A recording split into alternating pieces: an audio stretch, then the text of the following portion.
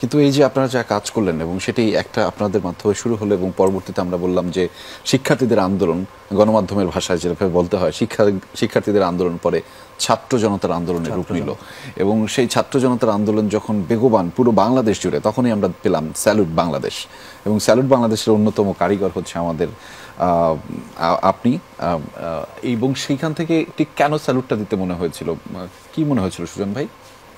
স্যালুটটা মানে হলো আমার খুব কষ্ট, এদিনকে খুব কষ্ট লাগছে, যেহেতু আমরা এই বাংলাদেশের নাগরিক, আমরা বাংলাদেশের লোক, আমরা বাংলাদেশের মানুষ, আর আমাদের বাংলাদেশের মানচিত্র পতাকা, সেই পতাকারই মনে করেন অসম্মান করতেছে সেই ফেসিবাদ। নিজের দেশে বসে সে ওই পতাকারই অসম্মান করতেছে, আমাদের ছাত্র ভাইদেরকে পতাকা দেখা দেখা মনে করেন ধরতেছে। আর কিছু কিছু কষ্ট লাগছে হলো বাচ্চাদের জন্য, ঘরে থাকা বাচ্চারা কিভাবে গুলি খায়, এই কষ্ট। আরো কষ্ট লাগছে হলো আমরা নিজের চোখে রক্ত দেখছি, আমরা মাঠে আসিলাম, আমরা রক্ত দেখছি, আমরা খুব অপমান অপদস্থ হয়েছি, তবু আমরা কিন্তু পিছপা হইনি, আমরা আগে বাড়ছি। দেখবেন যে কোনো জিনিসে কিন্তু রিক্সাওয়ালারা কিন্তু সব বিপদের টাইমে কিন্তু রিক্সাওয়ালারা আগে বাড়ে। একটা গাড়ির থেকে নেমে কিন্তু একটা সাহেব কিন্তু নামবে না, একটা রিক্সাওয়ালা কিন্তু আগে লড়াই যাবে। তবে আমার মুখে হাসি দেখতেছেন, এটা কিন্তু আমার মানে সুখের হাসি না আর আনন্দের হাসি না, আমার মুখের হাসি হলো কষ্টের হাসি। আমাদের আন্দোলন এখনো সফল হয়নি, এই জন্য আমরা এখনো বিচার দেখতে পারিনি। আজকে 1 বছর হয়ে গেল, আমরা এখনো একটা বিচার, কেউই বিচার দেখতে পারিনি। যারা ফেসিবাদ আছিল, ছাত্রলীগ আছিল, যাই আসছিল, তারা কিন্তু এখন ঘুরতেছে, এক একটা দলের ভিতরে ঢুকে ঢুকে ঘুরতেছে।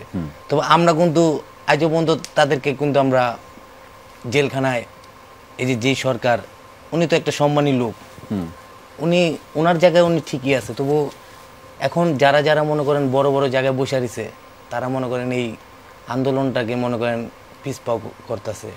আমাদের আন্দোলনটা মনে করেন এখনো স্পিড হচ্ছে না।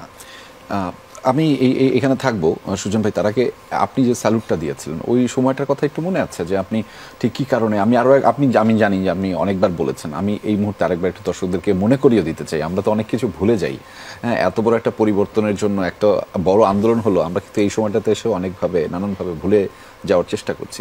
একটু মনে করে বলতে পারবেন যে ঠিক কেমন করে স্যালুটটা দিয়েছিলেন? এই স্যালুটের মানে হলো একমাত্র হলো আপনার সম্মান। আমি তো মুক্তিযোদ্ধা দেখিনি, আর যিনি বলছে রাজাকার, উনিও কিন্তু মুক্তিযোদ্ধা দেখেনি, উনি কিন্তু দেশে আসিল না, উনি যদি মুক্তিযোদ্ধা দেখতো তাহলে উনি ছাত্রদেরকে রাজাকার বলতে পারতো না।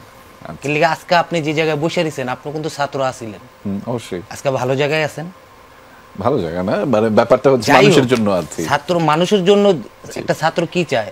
দেশের ভালো পড়াশোনা করবে, ভালো পড়াশোনা করে কেউ ডাক্তার হবে, কেউ বিশেষ ক্যাডার হবে, সব জায়গায় ভালো, সব জায়গায় ভালো। এখন আপনি যদি বলেন ছাত্ররা রাজাকার, তাহলে আমরা কি বলবো? সেটাই তো অনুচিত কথা। এটাই এখন উনি কিন্তু মুক্তিযোদ্ধা দেখেনি, আমিও মুক্তিযোদ্ধা দেখিনি। সম্মান হলো ওনারা যদি রাজাকার হয়, তাহলে ওনারা একটা গুলি খেলে ওনারা তো পিছপা হবে, ওনারা তো পিছপা হো না। একজন মারা যায় 10 জন আগে বাড়ে শিক্ষার্থী, তা ওনারা তো রাজাকারের নাতিপতি না, ওনারাই হলো মুক্তিযোদ্ধার নাতিপতি। সেই জন্য তাদেরকে আমি একটা সেলুট জানাইছি। কি জন্য? যারা ঘরে বসে বসে টিভি দেখতেছেন, যারা ঘরে বসে বসে মোবাইল দেখতেছেন, আপনারা ঘরে বসে বসে মোবাইলে দেখেন না আর টিভি দেখেন না, আপনারা নামেন। তা আপনারা যদি না নামেন, তাহলে আমাদের এই ছাত্র জনতা মনে করেন থাকবে না। সেই জন্যই ভাই, আমরা কি স্যালুটটা একবার একটু দেখতে পারি সুজন ভাই, আপনি যদি অনুমতি দেন?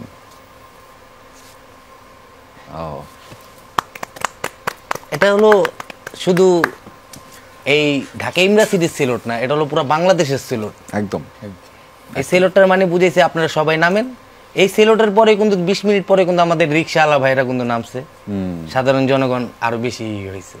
সেই জন্য ধন্যবাদ সুজন ভাই, মানে ধন্যবাদটা এত ছোট শব্দ আপনাদের জন্য, আপনারা যারা করেছেন, এত কম হালকা শব্দ আমি আসলে বলার জন্য বলছি হয়তো ধন্যবাদ, কিন্তু এটা আসলে অনেক বড় করে ভারী ভাবে আপনাদের সবাইকেই দেওয়া উচিত।